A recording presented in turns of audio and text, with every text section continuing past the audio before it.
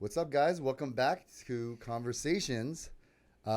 Today, we have a very special guest on the pod. He's been in the industry for 20 plus years. At 18, he came to LA to pursue dreams of dancing professionally in movies, commercials, and televisions. Not only was he successful, but he was able to travel with big superstars like Usher, Chris Brown, Beyonce, Mariah Carey, Psy.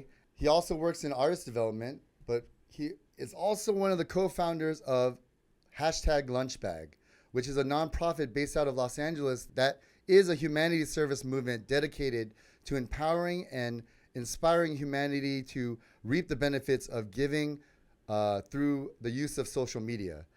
They use bagged lunches, complete with love messages, as a vessel to spread love and share their experiences to inspire others. Guys, let's welcome JD McElroy to the pod. What's up, JD? Wow. How we doing? Welcome, What man. an intro. I know, right? There's a lot of bios being read. know, Right? Yes, I did. You know what you bios. played in the back? We I should know play that you, Chicago but- Bulls song in the background. That's what we should have played, that Right? Chicago Bulls song. Yeah, we might have to add that. but- Ladies and gentlemen, we have JD on the cast pod. JD, thank you for coming through, Thank bro. you for I had to having do me. a little research because you have an extensive resume. So there's you a do lot so many going on, things. A lot of things. I'm so happy we're not talking Or about our nothing. resumes because We have none. We have none compared to JD. Yes. How you doing, bro? Can't complain. I can't complain, but I can't complain. Thank you. Thank you Good, for you coming know? through. You look so like relaxed today. Did you golf? Did you do something? I golfed this week and this weekend, but no, I'm just trying to keep it sexy. Keep it sexy. Reinvent the sexy. You are Not bring it definitely. back. Yeah. He is It saying never left. It never left. Refined it. It never left. You know. Nice. Well, here, let's start Cheers this off up with with a that. cheers. A That's cheer, love. clink, clink, clink. Yeah. Yes, nice.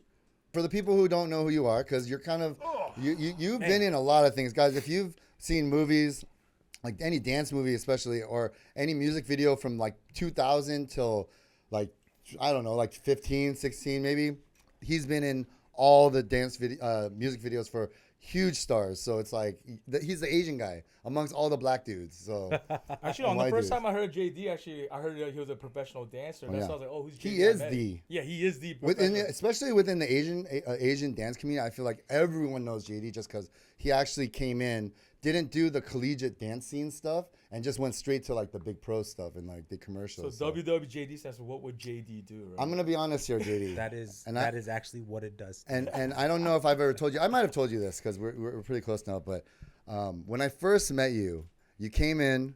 You had like the velour jumpsuit. Wait. Tell them why I first met you. So we were doing background dancing for Yusungjun, and we had our crew of people, and then one of our buddies, Jubilee, shout out to you, Yes, brought sir. in JD, and when JD came in. Like, I felt like I was the coolest one out of the group. And then JD came in. He had a do-rag. He had the velour jumpsuit. I remember looking at him. He had these high cheekbones. He looked like, it's the Black Panther from Jungle Book? Yeah, I forgot what his name was. Not Scar, but anyways, yeah, he reminded me of that. And he just had all these cool stories. So I was kind of, and he was sick with it. Like, he was technically trained by all these poppers, like the OG poppers. So he knew all the styles. So when I saw him, I thought I was a sick dancer, and I was like, man, first time I felt like, damn, I'm not that good, because he was really sick. The best thing he ever did for any of us was he stopped popping, because once you stop popping, you started doing your like more of your like that other your style. Your stylistic stuff, it really helped all of us to be That's the moment he confident. Dude, shined. he was sick, dude. Yeah. Like, he was- I didn't stop doing it. I just decreased I it. gave Well, I you know yeah, what, you though? gave it up. You gave it I up. gave it to you. I remember when I you gave were it to you. technical, man. Now I remember him on your wedding. You Yeah. remember he came with that whole like Raiden hat on, man. I Oh. thought it was like Mortal Kombat remix, Oh. man, but he killed it, man. No, he I got the little solo because I wasn't able to make rehearsals for whatever reason. Oh, who needs rehearsals And on then- DJD, right? And then, Kinjas, shout out Kinjas.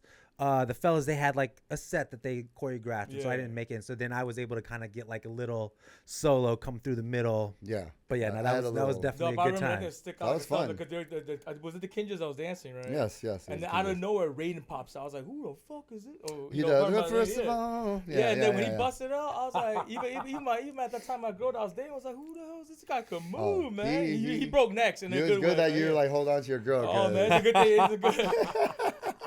So knowing that, man, I definitely with you two, I could never dance around you guys. But yes, man, let's go back to it, man. So definitely your backstory was really great. Yeah. So yeah, we met that way, and then I just remember like there was one pimp like gangster moment where we were flying to Brazil for a show, and we got held up in a it was delayed because it was rain, and he was like, dude, I got a commercial. I got this commercial that I'm trying to shoot. Da, da, da. Literally, like, left us, took another flight back to LA, and then like 2 weeks later, he was in like 2 commercials. What Like we saw, they were like McDonald's. Yeah, it was a McDonald's commercial. No, it's funny because the timing of the job, we were supposed to fly, go to Rio. Brazil. Yeah, Rio. Rio. We were going to Rio de Janeiro, and then Sao Paulo. Sao Paulo, yeah. And then do the job, and then the show was like that weekend, and for some reason we got delayed, weather, whatever, and so we missed the full show, and they were like, we're just gonna schedule it for next week so you guys can come out and you guys can just party for a week. And I'm like, damn, man, that sounds like so much fun. But I had a job that literally was like me flying there, do the show, come right back, do the you got job. paid more for that for sure. For sure, dude. but you got paid way more. You know, we totally got it. It's always fun to go to Brazil, you know. But we did have that moment at the Waffle House with the most Took him to the Waffle succulent, House. Took him to the Waffle House for the chicken first he's time. ever had. There's so many things that always happen. What was your story behind the Waffle House? Waffle House is this, like, We got California doesn't have the Waffle House, right? No, they don't. And it's something like, you know, when you're on tour, Waffle House late night, everything is like just, you go there late night after going out. Nothing good happens at Waffle. Right, Yeah. exactly. But it's always delicious. Like, you're like there, best stuff. And so, you know, for me, after tour, it was always a thing. Finish the show, get ready to hop on a bus, go to Waffle House, order our orders, right? And for some reason, like, my thing was always like I'd get chicken breast and then like a waffle and then whatever I was feeling that day. Grilled chicken. Yeah. If I can and remember. so Yeah. we were there and I was like, dude, you guys, like, this is like my thing. I love like getting the waffle and chicken breast. And there's this quote from this random movie I saw when I was like 5 years old. Yeah. And there's like this creepy dude was like, oh, it's the most succulent chicken I've ever had. And so that's like something I just always would say. That's when when it was he like said really that. good. So then I was like telling like- them, and our good friend Ben, we were all there. Ben Chung, shout out Ben Chung. Shout out, Ben. And I was like sitting there, I was like, man, it's like the most succulent chicken breast. But you got to remember, this guy, he has his do-rag Yeah, on. that's what I'm saying. A good picture. And I'm like, he was just like, and I was like, fuck you, you better popper than me. And I was just kidding. And it was though, right? It was really good. It was really good. And then you like up and left us. Like it was like a disappearing act. You were like, I oh, did. it's so beautiful. pulled that rating he was movie, like right? he was like the Waffle House fairy, like genie. Like he just But- popped in and then bounced. Well, with that though, you know what? Props to Waffle House, man. She's sponsored. Yeah, sponsor us, Yeah, guys. sponsor JD, Yeah. man. I like the Maybe- Waffle House. Maybe not sponsored. No. yeah. Every time like I'm near a Waffle House, I go. So without like, okay, so we don't have to go too far back, but the reason why I wanted you to come on, aside from all the dope things that you've ever done in your professional career, I really love just your story in terms of like, you're a Korean dude. You're the only Korean dude, like one of the only few Korean dudes out there that don't speak Korean, like speak Korean worse than I do. and it's not fair because obviously, you know, like, so when I first met you, I was like, JD McElroy. And I was like, McElroy. McElroy. It's all good. I've been calling you McElroy this Isn't whole that time. a golfer? McElroy, yeah. Yeah. So McElroy, and I'm like, who is this guy? Is this his stage name or like, you know? And then I found out you were adopted, Yeah. right? At when you were how old? So I was adopted when I was 2.5. So little background, I'll give you the quick please. little story. So my parents are white. And My you're parents- full blood Korean. I'm full, yeah. My parents had one kid, my sister Molly, and then they weren't able to have kids anymore, and they wanted to adopt. And so I was born in '83, and so in the late '70s, early '80s was like the first time in history where you basically could buy a baby and get them from Asia, shipped over, right? And so Oh, and they were shipping them. they were from shipping Asia them over, for sure, yeah. Are So you serious? I was part of During the that 80s, yeah. first generation of that, where you go to agency, I want to adopt a baby, and this is like post Vietnam War, Korean War, where those were kind of like the two most popular babies to be adopted. And so my parents wanted more kids, and so I was kind of like that first generation of that. And my story is a little different than most. I mean, there's like the biggest agency / orphanage in Korea is called Eastern. Okay. And so most kids that are going through that, there is a process that like they know that they're going to give their kids up. And I know like part of the Korean culture is pretty strict of like having kids out of wedlock and stuff, especially at that time. Yeah. And so that was like something that would happen. And with me, I was actually left on a doorstep when I was like almost 2. And it wasn't like at the orphanage. It was like a random doorstep. And then all that was put on me was like my birth date on my whatever I was wearing. And then I'm just a left. dancer. No. And then and he's gonna be a dancer. He's gonna be that. And then from there, I was taken to the police station, and there I was taken to Eastern, and then was passed around through different foster parents, and then came to America. And my parents adopted me when I was 2.5. So I was kind of like that generation of a lot of Korean. Were you adoptees. the last one in the family to be like? No, so I was the youngest? technically the first one. So the way that it's really actually kind of crazy when you say it out loud, but like so. Fingers wise, my sister's Molly, who's white. Okay. I'm the youngest. I was adopted first. Then my sister, who's half black, half Korean, she's the oldest. She came second. Wait, you have other adopted you have family? no- Oh, I didn't. Yeah, you're right. Yeah, so we're not blood. None of us are blood. Oh. So my sister's half black, half Korean. She came when she was 10. And then her story's crazy too. Like military dad. Mm-hmm. She got pregnant. Mom didn't want her, raised by grandma. Grandma passes away. Grandma then is like, Mom, do you want kid? Mom doesn't want her. Goes to orphanage. She comes at like 9 years old. Like she's now been through trauma. Shows up, and it's like, I'm now big brother to this older sister because you were the first. I'm the first, right? Then my brother comes. He was another crazy trauma. He was like more in like the southern village. Not sure exactly where. He's Korean too? But yeah, Korean. Okay. And like was raised kind of in the village, and he always says like, and I'm sure it's like repressed trauma, but didn't know really who his parents were. Like everybody just raised everybody. And so he was attacked by a dog, taken to the hospital. Nobody claimed him, went to the orphanage. So he came, he's 1.5 years older than me, but he came when he was 8 and I was 7. So I was pretty much the older brother, but came first. But age-wise, I'm the youngest. How does that work? How does that dynamic work? That's was rough. there a lot of? It was all that. Yeah. Because I mean, it's one thing when I think it would be different, and every family has their thing they go through, right? But I think with our family, it was very much like I came first, so it seemed like I was the older brother of it, and because they all had already lived enough life, like when you're my sister, she comes when she's 9 years old, like what it's like to live in Korea and be raised, you know what I mean? Like you're conscious enough. My brother was old enough and conscious enough to know what was going on.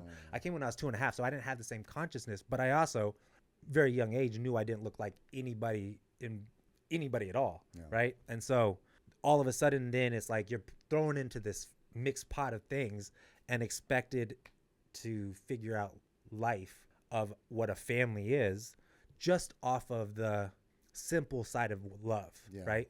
And it I have been through my ups and downs with my parents, didn't talk for years, went through all that stuff, but like they weren't trying to not show love, but they just didn't have enough information and education and knowledge of what was going on at that time. I mean, there's like I was born in 83, so it's like by the time the early 90s and the whole family's there still isn't enough information out to be able to give them the capability and information to be like, oh, this is how we deal with this, right?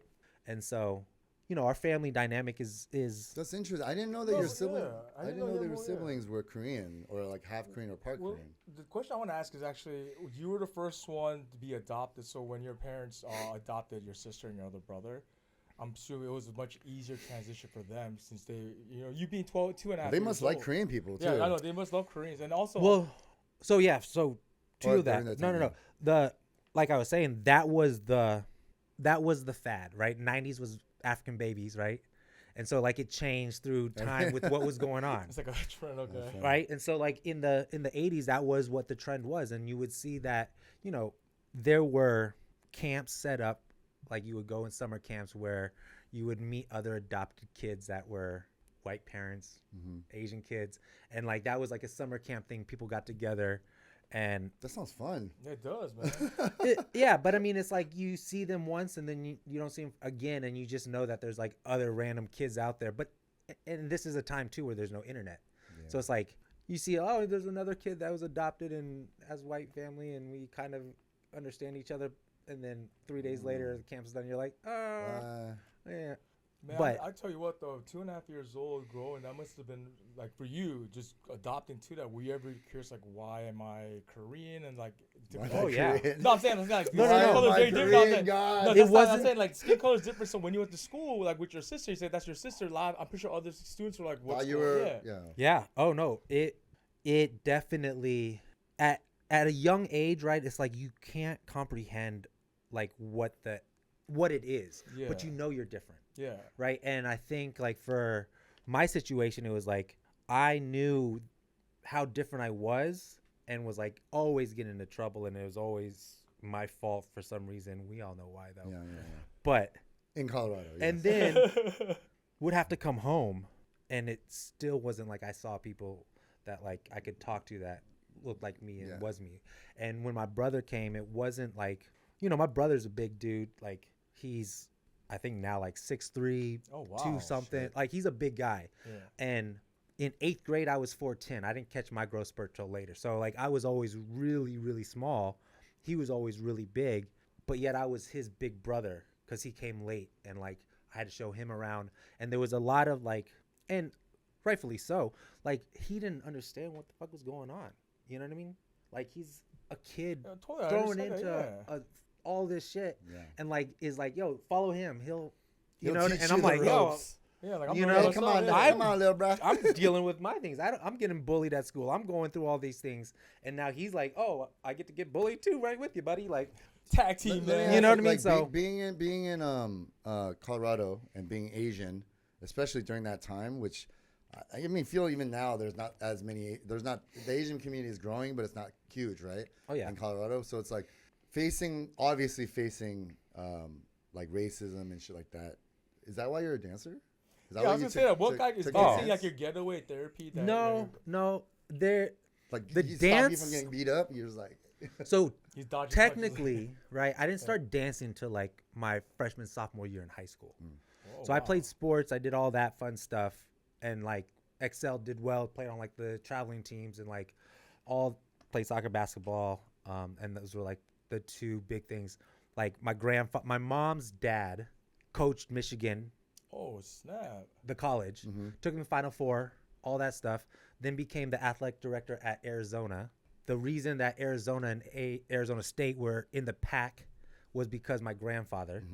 And so like there's a lot of basketball. He's in like the Indiana Basketball Hall of Fame. So there's like a lot of basketball sports on that side of the family. Big family, all that stuff. So it was like, playing sports. And one, I think sports are great for kids. For sure. But also there was just a lot of that pressure, and not in a negative way, but like we, played sports. And fortunately, like I was athletic. So it wasn't like I was playing sports and I sucked. Like I played sports and I was good at them. So that pushed it, but I didn't start dancing until like into my freshman year. And then I was like, oh, like I didn't know what I was doing or that I was good at it. I just was like, a girl came up to me and was like, yo, you're cute. And I was like, that's you're props to that. You're props to that girl. Like, you know? That movie there. Are you sure that girl wasn't right? I didn't do that. No, I was like, I didn't even. What do you mean? And she was like, I liked it. You looked nice when you did it. I was like, I'm gonna learn how. No, but I'm gonna dedicate my life to this. That's so impressive, though, man. So you said like your grandfather, like he's very NBA background or basketball background. Yeah, not NBA. Yeah. But college. Was for college. Yeah. He was like in that. And then now you own the dancing realm like no other. Like that's crazy, man. Imagine for you when you were 2.5 years to where you're at now. I think resiliency was a big thing. Like you went through a lot of challenges, and that's who you are. Because one thing I'll tell you off the bat, JD, this guy is like he has mad swag. Like he's charismatic. He's charismatic, but he's charismatic. Now I know why you're charismatic. There's like an Asian charismatic, but there's like an overall charismatic. Right? Well, so here's the thing. Most Asian guys, we have Asian game. Yeah. Right? We have Asian game. We can what do they call it? The Riz, the Asian girls. Yeah. But this guy, I feel like Asian girls are probably the last ones that he would. Like he could Riz them, but he get the white girls. I've seen him with black girls. I've seen him with easy there. Only two. So our whole friendship. But yeah, fun before. But yeah. I mean, no, he has game. He's able to. I think it's just confidence. And you worked with so many like just big people that you're just like. But I think his confidence grew through the challenges they grew up with. You know what I'm For saying? sure. You know what I'm saying? I feel like what makes you weak Well, makes you do you stronger, know? right? Do you know? Not only is he adopted, but he also has a kid. I don't know. It's cool to talk about, right? Yeah, actually, no. So I have a He has grown-up. He I has have a a grown-up. 22-year-old, 22. I have a 21-year-old. Yeah, so 21 I'm year 40. old. 40 years old. So you I'm had 40. her when you were 18. 19. Yeah, math is not strong. Sorry. for us yeah, over for here. an Asian, it's not really. You know, I still think I'm we'll 40, get there, so- buddy. Yeah. No, but like, yeah. So I had my daughter when I was 18. I just turned 18 when she was conceived. Yeah. And then she was born, and then I turned 19. But yeah, no, I mean, jumping around, like, you know, like I was already in LA. No, tell us how did that happen? So how did Well, no, I'm you just know, kidding. The birds and the bees. And then no, what's cool is No, that- so I guess the easiest way to kind of go about it. So I was getting ready to graduate high school, and you know, it was just I knew at that point I'd been dancing for a few years, had been to LA twice at that point, and had learned about what the industry was, and so that kind of became my focus. And so when I graduated, I was still 17, and you know, did the ceremony. It was like the last week of May. That's when in Colorado you graduate, and was in LA June, like literally as soon as I walked, like 2 days later, it was like Peace. and so came out to LA, and I auditioned for an agency, and it was the first time that they had the agency. They like the owners of Block, shout out Block. But Block, they had left their agency BBA to start their own new dance agency, and so it was their first audition that was open to the public. They had like a few others, and went to the audition and got it. And they were like, "Yo, we'd love to represent you. Do you live in LA?" And I was like, I'm out here. I'm trying to figure it out." And so I flew back to Colorado. This is like end of August, and 9/11 happened. Oh yeah. And so at that point, it was kind of like everything just in life, everywhere was on pause. And during that time, reconnect with a girl that, you know, I'd hang out a lot with in high school, and we just were comfortable and hung out. And it was like, in between time of like, I know I'm going to LA, but there's also this crazy shit going on in the world. Yeah. So I'm here, and we just were hanging out a lot, and it was nice. And, you know, when I found out like, oh, I could fly again, had a showcase in San Francisco, it was like, oh, like I'm leaving and I'm never coming back. And, you know, had a little goodbye night. Like we both know the night it That's happened. a last everything. dance battle, right? You Last know? dance. And then, you know, this is 2001, right? And like you think about 2001, it's crazy even now saying in like 2024, like emails weren't like a thing that we used. Like internet was something you did at school for a research paper, but it wasn't like cell You phones. don't have it, yeah. Like all these things that we now take for granted that we have all the time, like all those things were like limited at a certain, like only 250 minutes per month, and then after 9 o'clock, Yeah, a after certain 9 amount of- o'clock. like you know what I mean? Like all Yeah, we those have things was a restrictions. very different Yeah. and long distance, right? So like you were still getting charged a long distance call for even from 818 to 310, right? Yeah. Yeah. So, you know, So at that time, you know, my daughter's mom, India, like she knew, she was like, you're destined to be in LA, do your thing, like you're good, we're good. You know, she didn't know She's she was great, pregnant, yeah. but you know, I went to San Francisco, did the show, and then like it gets crazy, like hitchhiked down from San Francisco to LA with like $87 in my pocket, SkyTel two-way pager, and that's it. Like got dropped off from Franklin and Gower at the gas station, and Jeez. quarters Oh, calling friends yeah. that I knew, like, can I crash at your place tonight? Like, Yeah. like, mind you, I'm still a Oh, kid. Yeah. You know what I mean? But that was the journey that, like, there was no YouTube. There was no way to, like, be like, oh, this is how you do it. I just knew I had to be in LA. And so, you know, that happens, and, you know, you figure shit out, and life works in crazy ways. But, you know, with India, that was, like, what it was. Like, India is my daughter's mom. So, Yeah, we know. Oh, okay. I know. Oh, I didn't know. That's what I was like, So, wait, yeah, so that was, like, you know, where that all That's happened. two Two No, together, no, bro. I get it, bro. But like, I was A, so B, into A it. to Yeah. B, you know, the point. No, A it's to only point tuned to the story because you know I love hearing stories sure, like for this, sure. especially knowing the fact that it's very different. His upbringing is very different. You know, Oh, we he's talk more about of a man than we are. yeah, for sure. for sure. That's why he was like when he came down $87. Like I'll be honest, if I was in the same shoe, but like where I was grew up, I'll be done. I would have after spent that in the minute. Yes, like, but minute I knowing the got fact here. that he, you know, like he knew what was up because ever since 2.5 years old being adopted, like he I grew don't so even many think challenges. it's not even that. You just had you were fearless, and I think that's what it really of was. course, I was Hungry. one fearless, Mhm. but I was also so incredibly naive to know what you needed to do to be able to be. I was like, oh yeah, like I'll get there and I'll be good. Like that's all I thought. And so my thought process, even when like shout out my boy Dave Kelleher, right? He answered the call and was like, "You're a fucking idiot. Where are you?" Came and picked me up. We're driving back to his place, and he's like, "What's your plan?" And I was like, "What do you mean what's my plan? Like I got an agent. Like I'm good. Like I'll get." And he's like, yeah. "What do you mean? Like you have no money, you have no place to live, you can't even afford a hotel. Like what were you gonna do if nobody answered?" And I'm like, at the time, like now looking back, I'm like, "You're a fucking idiot." But at the time, it wasn't even that I was thinking that. I was so blindsided by like I need dream. to be here. This is what it is, and all of the logistics and all like the things that you have to think about to be just living. Never even thought about. And so he was like, bro, and he literally was like my saving grace angel for real. Like I crashed on his couch. He worked at the network.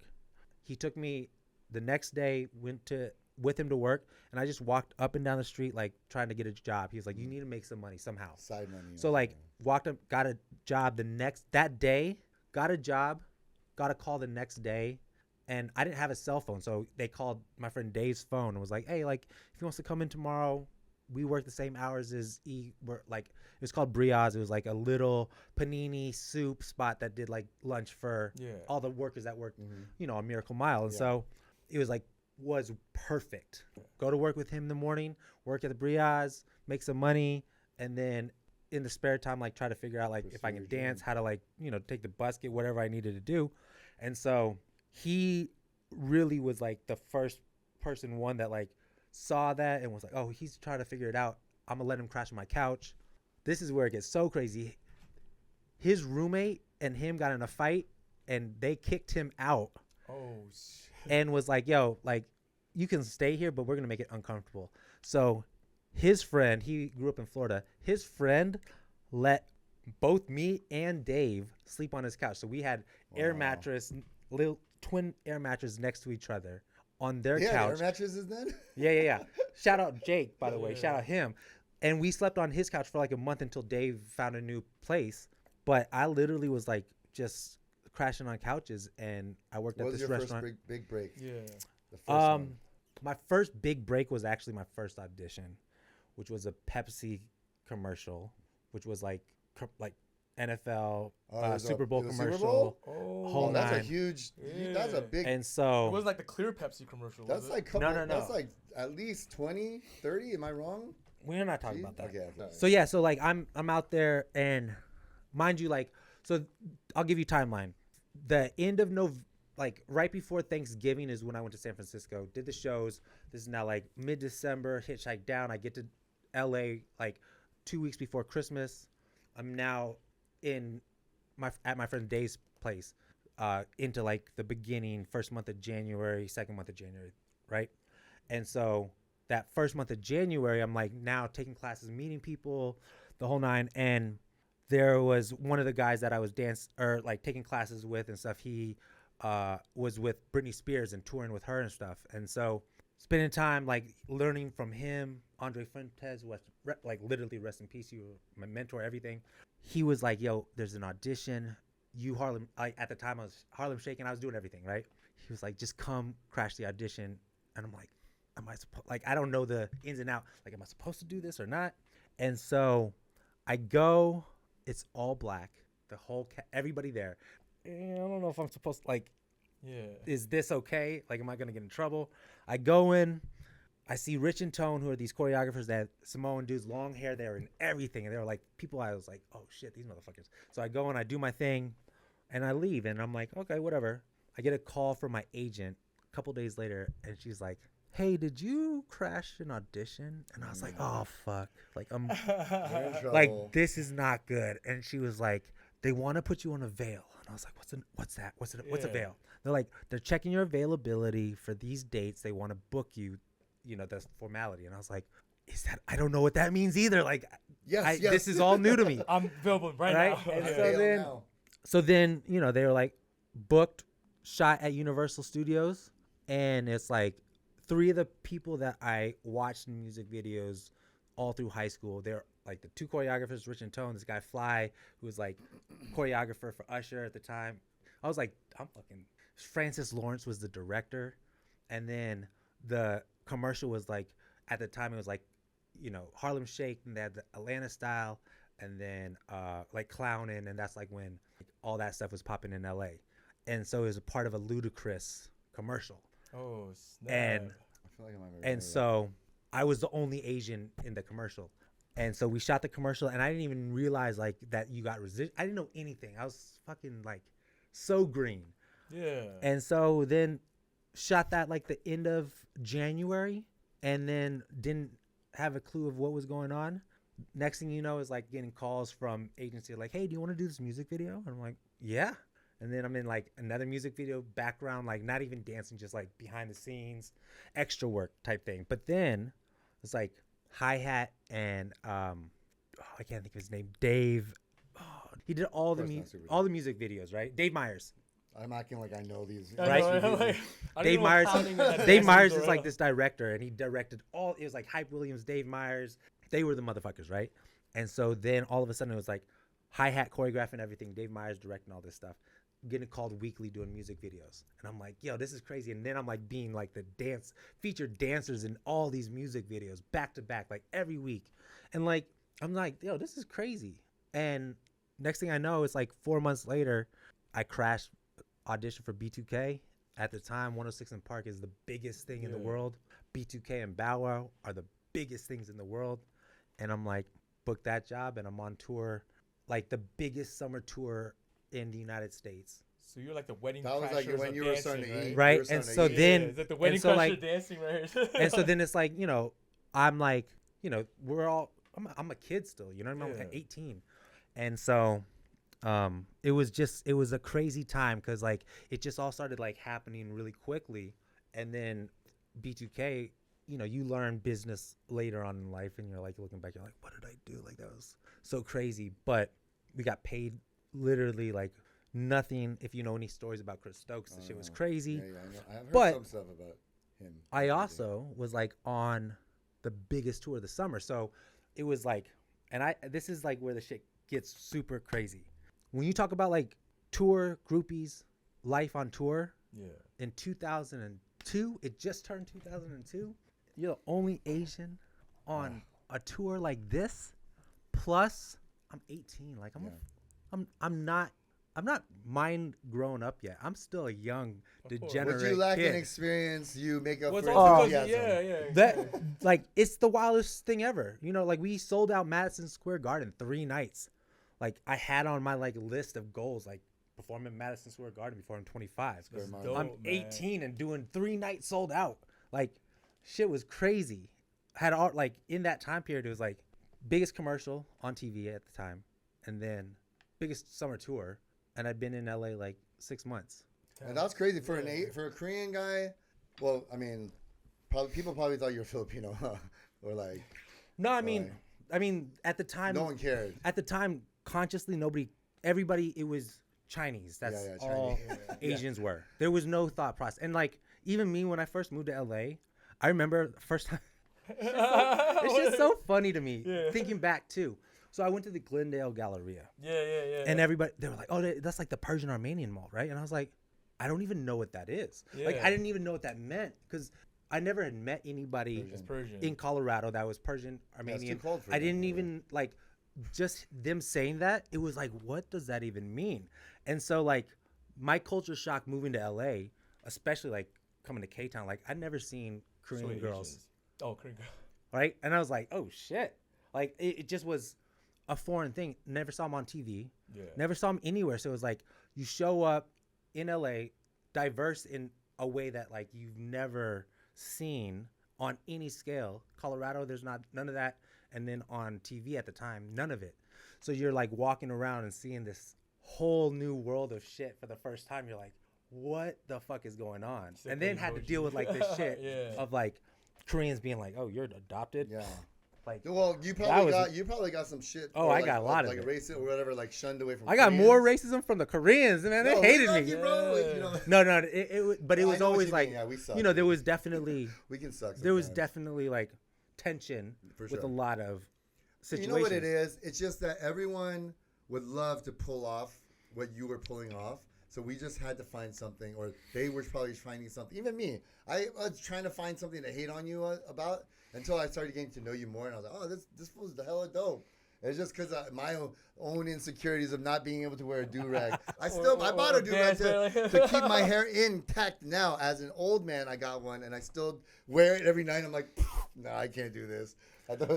Though was like, because I had braids. I was like, Wait, the hell you did? Oh, man. Yeah. So, all right, he went the whole 9. So, like, He has thick hair, too, and it's... look at that shit. No, the thing that was crazy was, you know, I definitely went through identity crisis. Like, in Boulder, all my close friends were, like, either black or Mexican, and really... No white? There was, like, there's a few white kids for sure, because... literally like 99.9, but like, you know, it was like always the minorities that I gravitated towards. And so I think, and even with like the underage nightclubs that we were going to in Denver, like there were the clubs that like you couldn't get in if you were over 21. They didn't serve alcohol. You had to pay like a cover, but it was like a nighttime thing where kids could go and you knew like they would go and have a good time, the DJ, whole nine. And it was always all the black kids from Denver, all the black kids from all the surrounding little cities and suburbs of it. And so those were like the kids that I would see on the weekends, and like those were the girls I was trying to fuck. Those were the girls that like I would go to prom with, you know what I mean? And so I had this like feeling of like community and acceptance more with like the black and hip hop community than I did with anything else.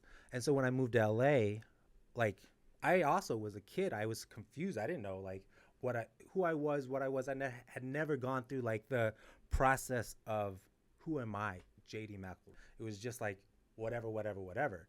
And so when you first move to LA and you see all of these other races, all of these other ethnicities, foods, like everything is like, you're like, whoa, this is all this and this. Then you're like, oh man, like I want to be a part of all of it. Yeah. And then like, I'm like, oh yeah, I'm Korean. And they're like, you're not Korean, bro. Like, chill the fuck out. And then you're like, oh wait, what am I then? Like, you know what I mean?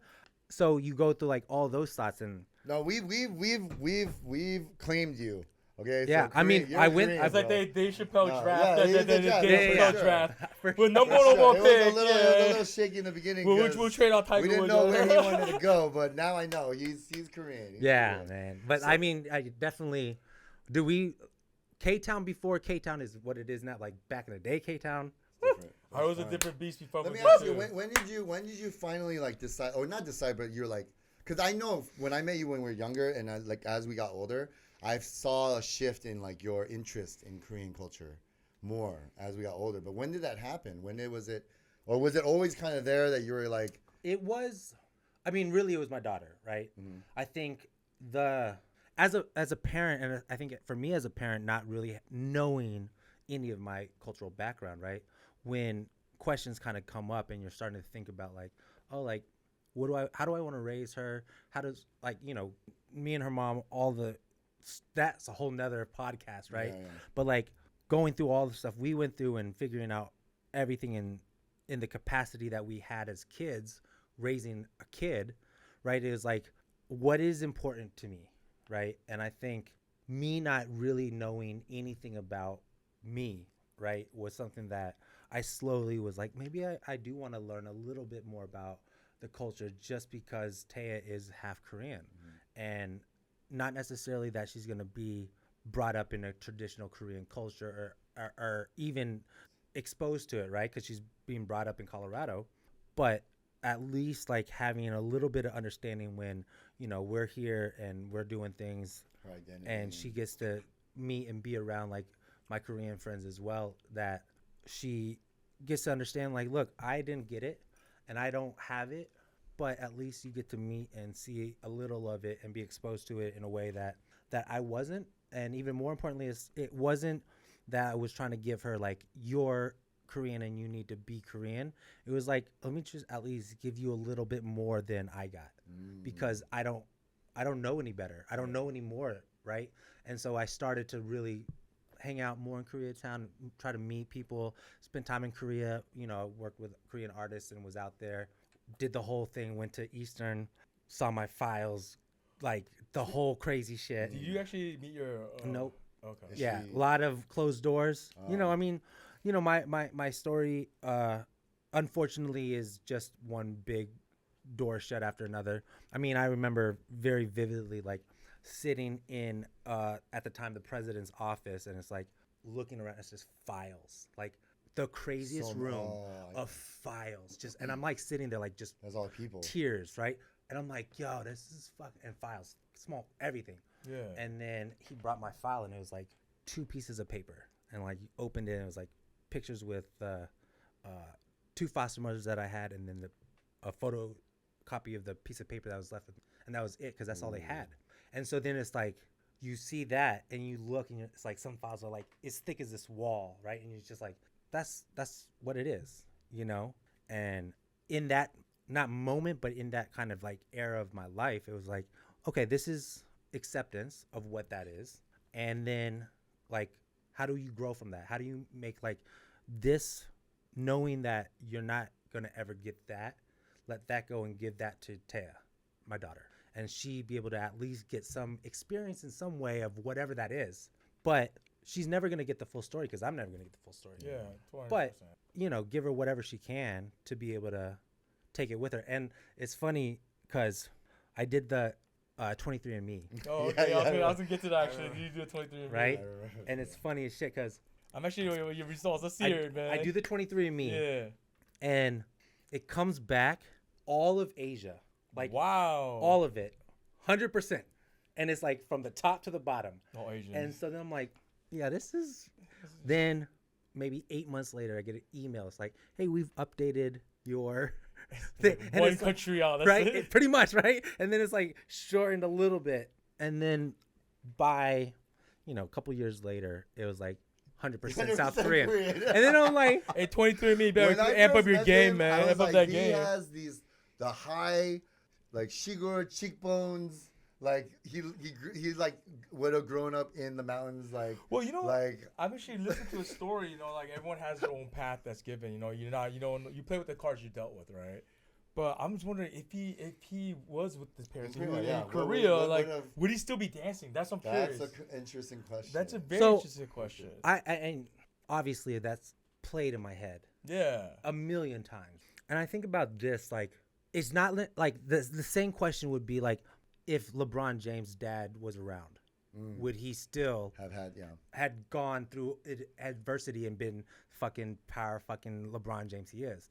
And I think the question is not necessarily like, I think personality and like who you are in like your essence of everything, the spark and magic that people have when people say, oh, you have that extra shit, like you're born with that. Yeah. Right. So I think regardless of whatever it would have been that I had gone through, whatever it could have been whatever, right? But I would have had that same fucking magic, because I think that's something that you just have it, right? And I think the things that people go through make them stronger, and they give them more personality. They give them more like insight to life.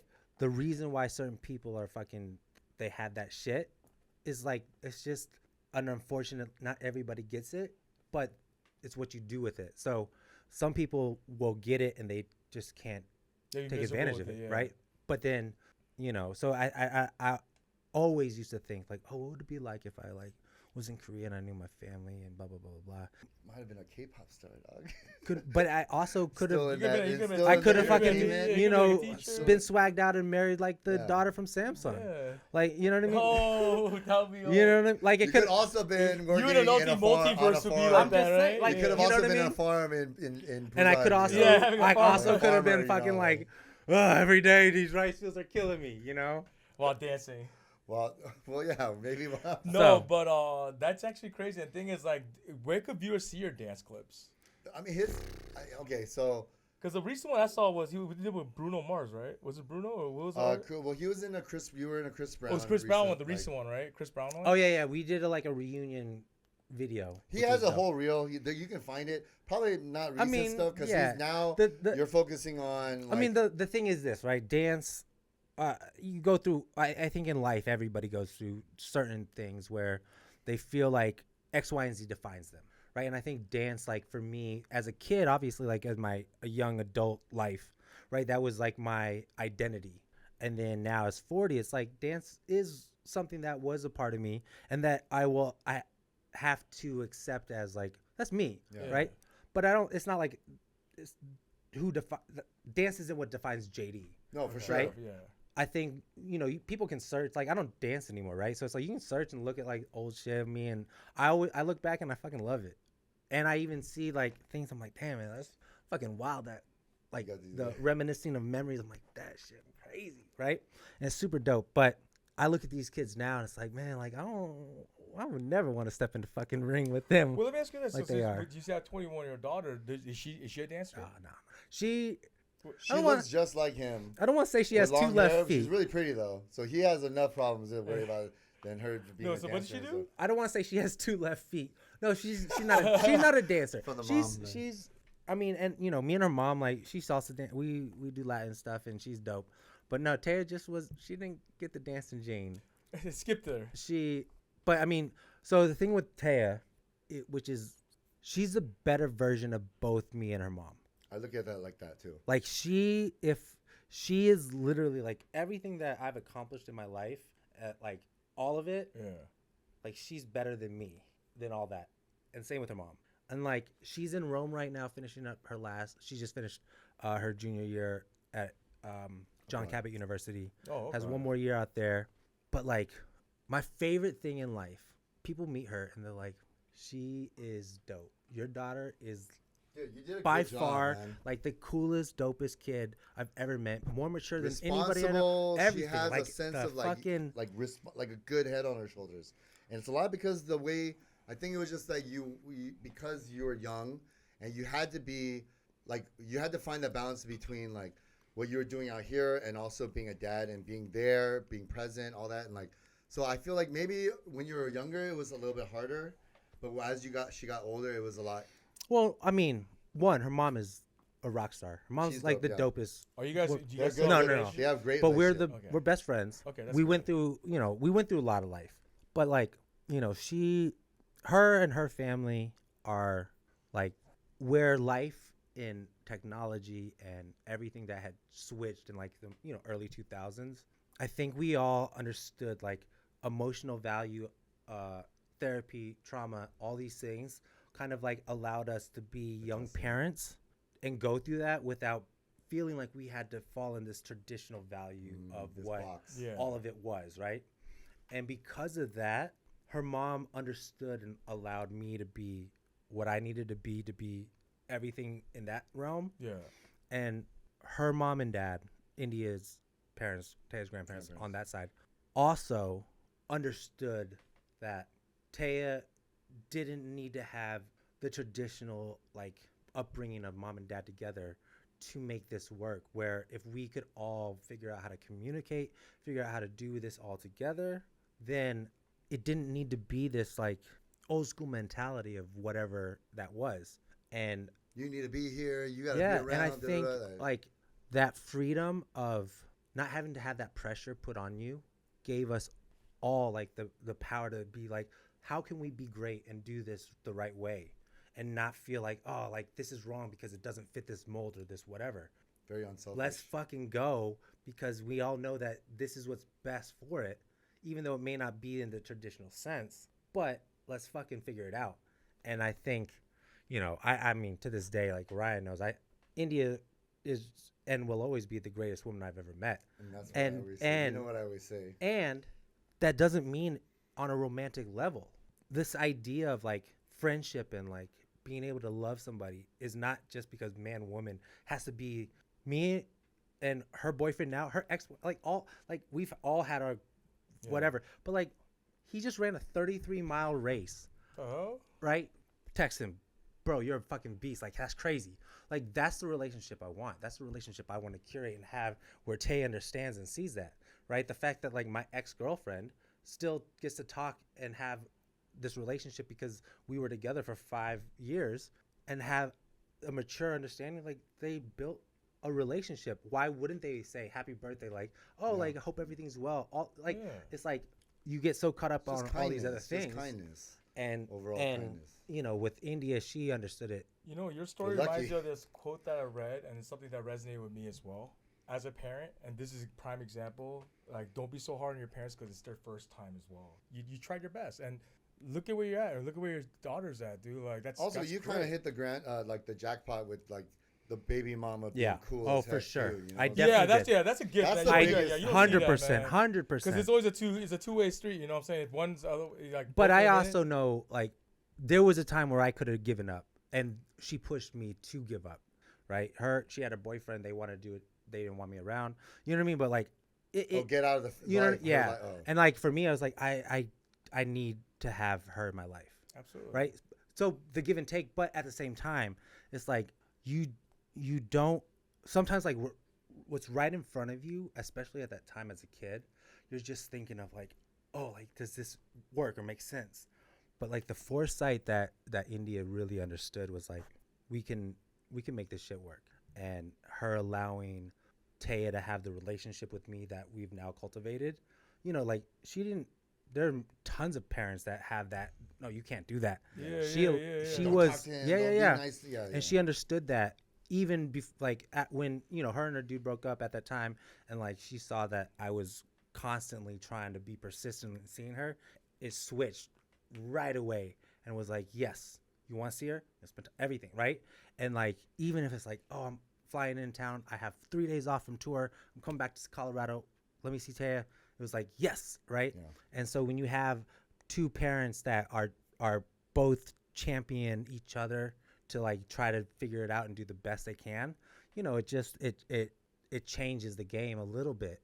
And it's not to say it wasn't hard and we didn't go through our shit and it's all rainbows and butterflies. It's not. But you know, now Taya's about to be 22 in a few months. It's like we get to look back and like, so are you worried that she might get a boyfriend, man? She has a boyfriend. Right, she has a boyfriend right now? And he's super cool. I met him. What is he? Is he white? Italian. She's had boyfriends. We've had conversations. I mean, literally, like, we opened up a line of conversation very early. Yeah. Her and her mom definitely have a different line of communication than me and for sure that we do. But the line of communication that Tay and I have is like, oh, it's special. That's good. It's crazy. And so, like, you know, she calls me the other day and she's like, look, you know, she got to Rome 2 years later. So a lot of her friends are freshmen, 19, 21, been through a little bit. She's like, man, my girlfriend's like, they're like, why don't you want to come out? I'm with you're always with your boyfriend. And she was like, well, you know, he overheard like some of his guy friends were like, oh, I don't care if like they have boyfriends. Like, I'm still trying to fuck. And then like the girlfriends were like, oh, I don't care if they have boyfriends, right? And both of her and her dude were like, yeah, we're not trying to like, you know what I mean? And it's like, you just see like, damn, you're so far beyond the maturity level that I was, especially. But like, to be able to sit there and have that conversation with your dad and be like, this is how I'm feeling, get to hear some advice, and then also be like, look, this is what life is you're going to have friends that maybe you don't see eye to eye, be with them, and that's part of the journey, right? But the fact that like she's willing to open that conversation up with me in that manner and then hear the advice, you're like, that's dope. Like, my 21-year-old daughter in Rome that's going through a relationship and she's taking it seriously and is asking me for advice, and you know what I mean? Like, you're like, that's really cool. Because we didn't have that. We didn't do even. We don't even hide that relationship. Yeah, I don't even ask my parents for advice now. I'm just like, nah, we're good. You know? I mean, now I do, guys. I'm older, but when we were younger, there was a lot of things we hit from our parents. But the fact that you have a girl to get advice, bro. So. This guy. No, but on the real, man. Like, yeah. On the real, the legacy that you grew, like, and you're making right now, is happening in front of our eyes, bro. Like, on the real, I know who you are by knowing your story, man. I really appreciate sharing it. It's like a deeper level, which I really like, and the fact that like you know, I didn't know he had a daughter till today. You know, I'll be honest, if you're like my dad, you'd be like the coolest dad. You'd probably be ashamed because I don't know how to dance. Your story is so damn interesting, and even for me to think that I knew your story, and then hearing that all your siblings were, I should have known this. I feel like I did, but it's one of those things I forgot about, right?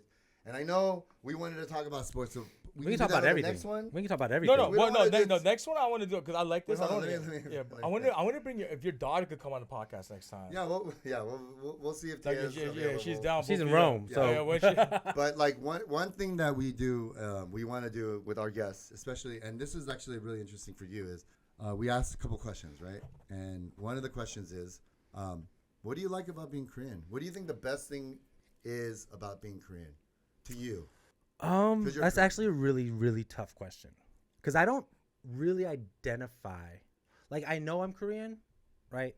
But I don't have any Korean things except for my physical look. So, like, my family's not Korean. My daughter's half. My daughter's half, right? But, like, they're all adopted. So we don't have, like, any Korean traditional values. I know K-Town. I spent a little time in Korea. But I'm not, like, raised Korean. I don't speak the language. I can't read the language. I go to restaurants. And But I'm now like, with knowing that, with everything that you've gathered in Yeah. your thing of being Korean, like, I mean, or let's say Korean culture. What's your favorite thing about Korean culture? How about that? the food, The food, would yeah. have to be, you know, one. I mean, the food, the club, the partying, you know, like it's definitely. We gotta do some culture stuff. And with and you, by the man. way, like I remember, like Ryan was like one of the first people that took me to booking club oh, back in the day. Yes. Like we haven't even got into like the K-Town Yeah. Korean time. Yeah. He just Well, needed long right through the story. top. Bro, Just like took you right y'all there. just started asking me about life questions. Yeah, we wanted But- to. Because that's But we have stories. Yes. You know, and my thing always was like Koreatown before Yelp for me. Oh yeah, right. yeah. This was when like it was like old dudes smoking in the restaurants and like after hours and all. It was a different beast. And I would tell friends, come in town, blah blah blah, blah, and they wouldn't believe it. It's like no. And the earlier times, especially, and dude, this dude was he ran Koreatown. for a little bit, yeah. He ran our dancing There might be a lot of competitions too, other man. people being like, I beg to differ, but No. there's a few people that There's ran it. but- I mean, you know, we all I mean, everyone has their own we opinion. all hung yeah, out yeah, with yeah. a bunch Yeah. of different people, but we did Yeah, we we did had some some fun. damage. We We had had a some lot of fun. fun. For me, it was more fun because every time I was able to, I feel like now I bump into you in K-Town more than anything. But before, I felt like I had to like, hey, come out to K-Town and come to this thing and let's go do this thing. And it was like, for me, I was like, oh, it's my boy JD. I just want to show him like a little bit of Korean culture, like what we're doing, which is not really Korean culture, but just you being in K-Town, hanging out with us when you're used to being in like Hollywood or in industry parties over there, like on the other side of the hill or whatever. So it's like it was nice, you know. And I think we took Mike's song too, right? Mike, there was a couple times that we took Mike. Oh, we did one night. I mean, this wasn't our first time, but there was a night. It was like me, you, Mike Song, Ben. Mhm. I think Sean Evarista Sean was Evarista, there. That was a fun night. Yeah. That was, but we definitely And had. Steve Chung was there too. Steve's. Oh, yeah. And, yeah. But we definitely had fun. nights before then that were pretty Yeah, wild. We and this guy too. This guy he lived the nightlife. So Oh yeah. It's still I mean- sort of done. You retire from that though. dude, But. JD man, I'm like, you know, we Yo, don't. this is the first time the story went without any humor, and this is so like I was so drawn to it. I know time is getting close. So this is like Let's his, cut it. Let's do some funny shit. Hit me with a joke, baby. All right, let me say this. Yeah. Fuck Denver. Yeah. Fuck the yo, yo. Nuggets. Look at this. Hey, Look no, at hey. this. The Nuggets. Hey, let me ask you. So today I learned something fun. Let me ask you. Would you ever have was it Rocky Mountain oyster? Would I ever have No. Would you? What would you think a Rocky Mountain oyster is? an oyster? That's what I thought too. Wait, hold JD, drop the ball, Hold on. man. A Wait, Rocky let me Mountain- ask you. How many would you get? That sounds like either a donut or like an oyster. Yeah, you're really far from. Rocky Mountain oyster. Is that like a nut? Is like when you nut or something? Like what is it? So Rocky Mountain oysters is a delicacy, Colorado. They're bison testicles. Oh yeah. Oh, you know what? I've heard of it. Yes. Bison nuts. Yeah, Bison nuts. No, Have you had them? I have. Yeah, wait, course what was you have. it? To be honest, if I didn't know what they were, I wouldn't be like, oh, this is a bison Testicle. in my testicle. mouth. You know what I mean? Same thing. It's like frog legs and like you know what I mean, like Wasn't alligator there nuggets. like a office But- episode about that? Like the yeah, anyways, but you know that's a Colorado thing. No, for but it's sure. funny because I asked him, he's from Colorado, like, what would be something that, like, Colorado's known for? Like, you come here, people, you always have to try In-N-Out. You go, like, DMV, you got to try the Maryland Blue Crabs or Peking Yeah. Gourmet Duck. So, like, what about Denver? And he was like, have you heard of Rocky Mountain oysters? I was like, dude, I was like, I'll probably get a dozen of those. And Well, then- you get elevation sickness. That's Yeah, one that's thing you for get sure. in, My in voice probably Denver. disappeared. You know. Would you want to try it sometime? I mean, after I heard You what gotta it try was, it. I'm You still gotta- trying. I'm not gonna buy it What till I does it try taste it. like? Probably A chicken. little gamey or chicken nuggets. You know what's funny is that Koreans we eat balls too. Yeah. Yeah, we do. Yeah, Yeah, so yeah, it's I yeah. mean, like, the No, but I'm saying just the fact that intestine that's the yeah, worst. You don't like it either. I don't like it either. I love The it. fat one is good, better. Yeah, the fat though. one's good. No. The little with one, I the like the fat- skinny one. The skinny one. He's Is like, They're he doesn't- both. They're both. No. You had the with the green sauce too, like the dip, Oh, the garlic, all Hey, that. never- have you had uni? Okay. Oh, I love uni. Oh, you love uni? Okay, go. Love uni. Yeah, some I people hate eat it. almost everything. I'm like, I'll No, eat he eats everything, yeah. right? I'm But surprised that you the- don't eat techang or kopchang. I went to like a couple of the festivals that they would have, like Olympic or whatever, Yeah. and then they'd have like the stands Oh, but that's why you have to go to like a Korean barbecue place. and I was like, oh, that you heat it hot. smell Like, it. You're like, oh, that smells great. Boom, and you're like, The fat Yeah, one. It I'm don't tastes taste good. like how it does. The other one, the I'm fat good, one, I'm good. The fat one just has fat inside. That's all it tastes like. Just like rubber Yeah, it's with just fat li- around it's it. like, It's like the thin one that it's like a tastes fan of gross. circle. Yeah. The oh, thin one's y'all, little okay, weird. you guys take me and then I'll try it. Yeah, No, we will. We'll We go will. one time. But what I want to do next time is because the fact that you guys are both okay. So how I met Rye, we had dance competition at this Korean club, and then they told me to pick What two club? people. It was bound. Well, like Okay. the same. It was VR at the time. We threw our first party, and then of course the team was like, "Yo, pick two people that don't look like they could dance." I picked this one dude, winner. I picked this second guy. Cause think about it, real talk. Rye doesn't look like a dancer, right? Dude, he came and I got backlash and everything, man. They're like, "Why do you pick him?" I was like, "I don't even know who he is. You told me to pick him." And we're like, "That's the one guy you don't pick." I'm like, "You tell me out of 300 people in this club, why'd you point me out to that guy?" I was in the early 2010, 2000 to 2010s, the club Yep. The dance booking club, there you competition go, yeah. winner. And then he got banned. We told him he can never. I go to will the dance say club. this: there was a night in Hollywood. I can't remember where it was actually, and it was in a little situation. I think I remember this. Knitting club. Yeah, oh yeah, you. Yeah. We And battled. we Oh, were you guys battling, battled? Oh man, and I hit him with a little. He hit me. Yeah. it was like you got served. No, a- you got a served. classic move. I take my hat, I toss it, and He it lands like spins it. He spins in the it air. flies in the air. And I think and I do like I spinned do or a whole something. thing, and it lands. It like, just lands boop on his head. Yeah. Like, But in your back whole of your head, club- were you like, I hope it lands on my head, or were you Well, like, you knew it was at gonna that land? point, it was like automatic. and, Oh, like, okay. here's the thing. Also too, I think it was one of those, like everything else was so skilled that like it's one of those things like no one expects you to land it, so no one's gonna be Yeah, mad. no one expects you to one's gonna dance be really well. no one's gonna be like, oh, he didn't land it, so everything else is whack. Like he landed it. So No, that's on point, man. That's what do you sick. want? What I do you wanna- suggest? That's the You want- next time. you I wanna want to battle? see You a wanna- dance battle between you two Nah, guys, dude. man. Nah, we're we done. retired. Thank God I retired because I would never want to battle him. So. But yo, JD, I really appreciate you on the show. I know there's so many things we could talk about. We go on and on. So we definitely want to bring you back. But this time we'll talk more of the fun stuff. Well, The yeah. humor stuff as well. We'll talk about now. We just wanted to introduce you. We're here for a good time, man. To the Yo, we had a Thunderdome, great time. and then the next time we can just talk about BS. Because you've already been here. But before we end, real quick, just about #lunchbag. I do want to Yes. give you tell our audience about what you do because it's really dope. I appreciate that. So I'll give you the quick version of it. I was stuck in LA Christmas 2012 and wanted to just hang out with friends because a lot of transplants and Christmas alone sucks. So Yeah. hit up one of my boys and we went to SLS, grabbed some drinks. This was Christmas Eve Christmas Eve, and had drinks. Ended up meeting up with Sam Cassell. Shout out Sam Cassell. Oh, so And this dude was like, yo, we used to go to the children's hospital and pass out toys. yeah. So we were like, let's do it. Next day, Christmas Eve day, buy $500 worth of toys, and we go wrap them up and then get ready to go to the children's hospital. Walk in, it's like 8 o'clock at night, and the receptionist is like, yeah, just put them on the tree and you're good. And we're like, we want to give them to kids. Like, Yeah. that's what we are here for. And they're like, yeah. And it was like me, this guy J-Dubs, and AJ, the co-founders of #. Like, you're 3 grown men at 8 o'clock coming in and just trying to hang out with kids. Like, That sounds like a bad right? story. Exactly. Right? And it's like, you have to get like permission. You got to go through. Yeah. And it's like, obviously, when they say it, you're like, that makes sense. And so we still like kind of didn't get that dopamine of giving that we wanted. And so the next morning, we just bought enough food for 100 meals. It was like, what the dope stuff was, from the gushers to the sandwich to, the whole nine. Yeah.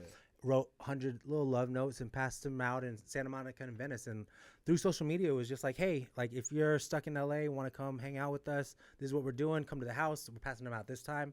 And that was it. And then afterwards posted on social media, thanks for coming out, #lunchbag. And it was a joke. It rhymed. It was all the making fun of hashtags, all that stuff. And genuinely, that was like, we're done. We did our good deed. And people were just literally hitting us up like, hey, man, like, if you guys ever do it again, love to get involved.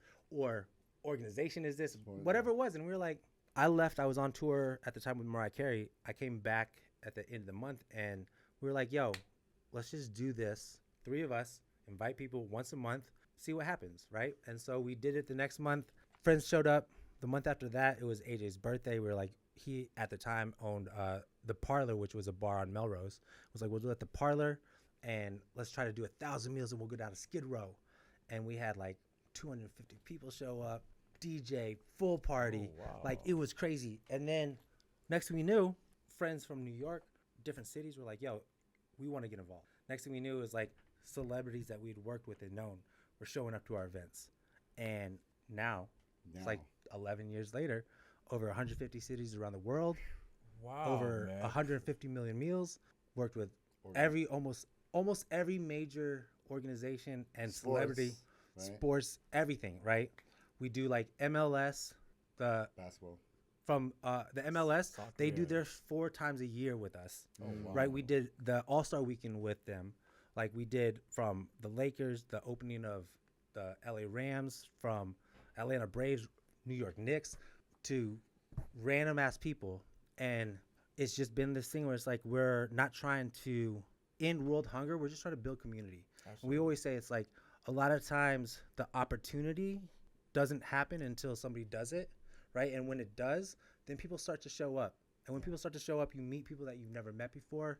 You get to have interactions. You get to build this kind of like-minded kindness to give back, and realize that people just are down on their luck, and people go through hard times. And when you can, one, come together to give back, and then get to see the fruits of your labor and know that, like, people that are receiving these meals, people that we do backpacks, we do, you know what I mean? It's like going through that process, you get to see that giving is what, if you look at almost every major religion, one of the top is service, is giving back, right? So it's like the idea of that, regardless of whatever you believe in or how it is, right? It's like when you are able to come together, build community with other people that you probably would never be in the same room with, and then be able to give back and do service. For me, that's like what I love about what we've been able to build with #lunchbag. Is like to be able to create that opportunity and give that to everyone that needs it. And so, and after you sharing your story, it definitely goes hand in hand with it. So thanks for sharing that story. Yeah. Well, if our listeners want to donate or want to get involved, where would they go? What's the #lunchbag.org. We have both .com and .org. It's the same. And then just the donate button. And our biggest thing is this: like, if you have a company that wants to do their day of giving, we do these things where basically, and I show up, curate the whole thing. You don't have to do anything. I show up, have everything ready. Your company makes meals. We find places, homes for them to go, and we ask for a donation from your company. But that's like the biggest and easiest way to kind of and there's work no with big us. or small amount, right? Like there's no. I mean, as far like, minimum we have events. We have our obviously like and we're not going to get into it, but like we're still a business, right? So it's like you can't give us like $500 and be like, yo, we trying to do 1,000 meals and we're coming out of pocket. Right, it's still a business. Like but we can say we were 500. We want to do $500. Yeah, and we can give you, a package and make sure that everything's. But at the end of the day, it's like, look, we're trying to just create opportunity for, we did one like literally like a week ago, a law firm where they just wanted to do something because they had a time where they were like, hey, we want to do a day of giving. Everybody in the office came through, made 300 meals, all went to the veterans. Dope, right? Really, if like your company. One, we give you a tax write-off, CSR department, all that fun stuff. Hit us up. But, hit us up, #lunchbag.com, all that fun stuff. Man. Or if you got an artist, do artist development. Yeah, and if you, how can people find you if they want to do the artist development? I mean, just hit me up on the Instagram. Easy. What's your Instagram? We get JD McElroy. JD MCELROY. That's me, man. baby. Dude, thank you for coming on. Yes, first thank of all. you, man. Seriously. This is not going to be the last time because we're going to have a sports episode. We're going to do a preview, football preview like episode that we're going to come in, talk smack. So I know you're. We can go golfing, man. Just mic us up. We'll do. Let's mic us up. So we got budget. We have budget, you know. So we'll put that on the pin. But guys, thanks for stopping by. If you are listening just for the first time, we have our socials. We'll post it up on our on all our at the end of this video. So thanks for stopping by. Thanks for JD, dude. Yo, Jay, Thank you for having me. You touched me a lot, man. Appreciate you. You touched him a lot, you. Yeah. You touched him a lot, JD. Yeah, man. Seriously, that's good, man. Peace. Peace.